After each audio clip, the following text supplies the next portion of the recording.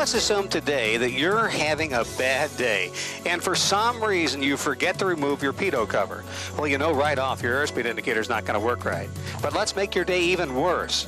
Let's say that your static system vent gets clogged. Now, not only is the airspeed indicator not going to work right, but your vertical speed indicator and altimeter aren't going to be right either.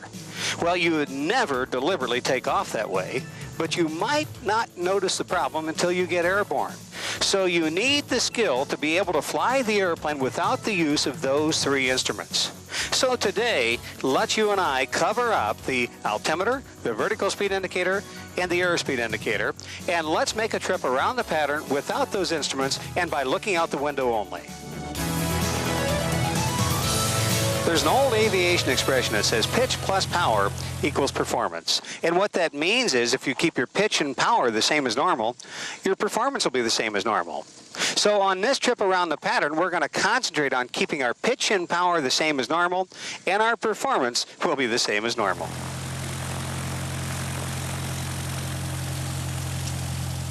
Now all we have to do is make a normal takeoff run. I'll slowly add power. Keep the airplane on the center line. And everything looks normal up to now. Now, as the controls become effective, I'll slowly add back pressure and establish the airplane in that climb attitude that we memorized earlier. And the airplane flies itself off.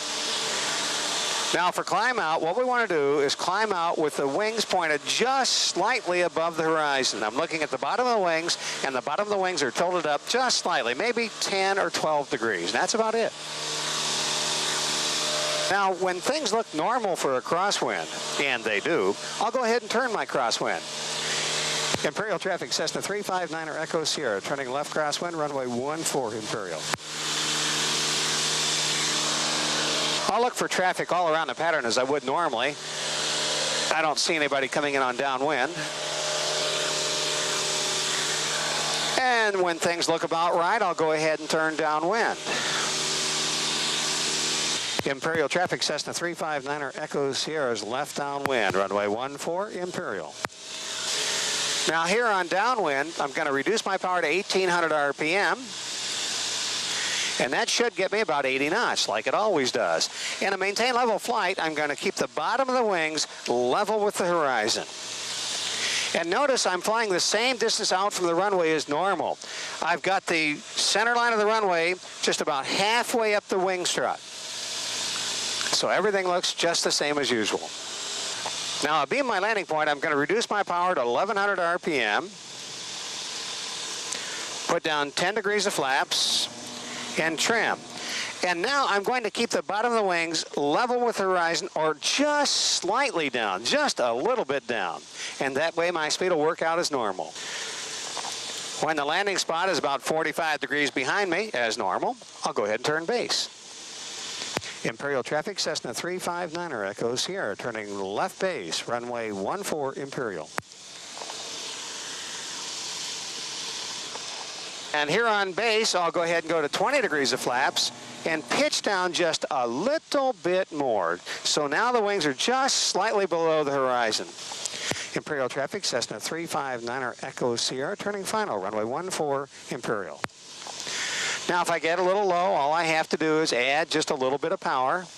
And by the way, one thing that does work is a stall warning horn. So if you do hear that stall warning horn, what you want to do is pitch down just a little bit and add some power. Now here on short final, I'm going to go ahead and go to full flaps and pitch down just a little bit more. And when I get just above the runway, I'm going to ease off the power, fly along the runway just above it, establish the airplane in climb attitude, and we're down. Imperial traffic, Cessna 359er Echo Sierra, down and clear, runway 14 Imperial. So you see, even if you do have a static system failure, you can fly the airplane just by looking outside the window of the aircraft. In fact, it's sometimes more fun that way. So if you do have a static system failure, it'll be no problem for you because you're going to be ready.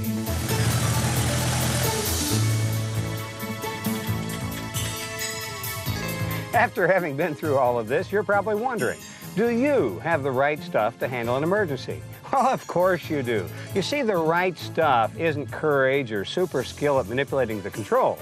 The right stuff is preparation. And because you're prepared, you'll be able to do whatever is necessary if you should have an emergency.